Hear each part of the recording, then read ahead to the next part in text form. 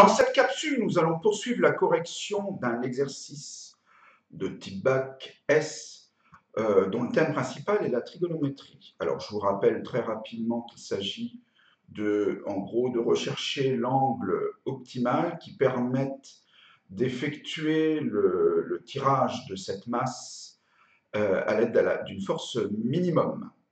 Donc, nous en étions au deuxième en petit a, où nous avions déterminé grand F' de θ. Et là, nous allons calculer, nous allons transformer cos θ moins sinus θ, toujours sur ce même intervalle, mais la formule que vous voyez ici sera valable pas seulement sur l'intervalle 0 pi sur 3. Et je vous rappelle donc la dérivée, c'était ça. Et nous, on nous demande de modifier l'allure, entre guillemets, de l'opposé de ce terme-là. C'est pour cette raison qu'on nous demande de faire ce travail.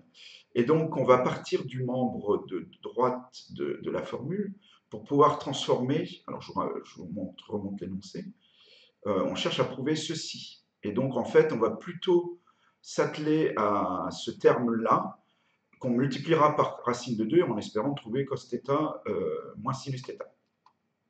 Je vais donc utiliser la formule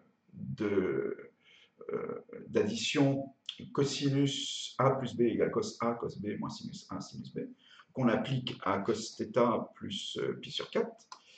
On remplace cosinus pi sur 4, sinus pi sur 4 par leur valeur exacte, c'est-à-dire racine de 2 sur 2. Au final, on se trouve avec ce terme-là, qui est très proche de ce que je souhaite, mais il faut encore multiplier par racine de 2. Et cette fois-ci, j'obtiens le résultat. Cos θ moins sinus θ est bien égal à racine de 2 fois cos θ plus pi sur 4. Voilà. Alors, ce travail-là nous sert à déterminer le signe de la dérivée de grand F, qui est la question suivante. Et donc, sinus θ moins cosinus θ étant égal à l'opposé de cos θ moins sinus θ, je peux le remplacer par l'opposé de cette valeur-là. Donc, la dérivée devient égale à ceci. Et là, il y a tout un tas de termes dont on sait qu'ils sont positifs. C'est m c'est une masse, c'est positif. Cos θ, racine de 2 également. Cos θ plus sinus θ, le tout au carré, ben, c'est forcément positif. Et c'est strictement positif parce qu'entre 0 et pi sur 3, là, ça commence à avoir de l'importance. D'ailleurs, le cosinus θ, sinus θ ne peuvent jamais s'annuler simultanément. Donc, quoi qu'il advienne, le dénominateur n'est jamais nul.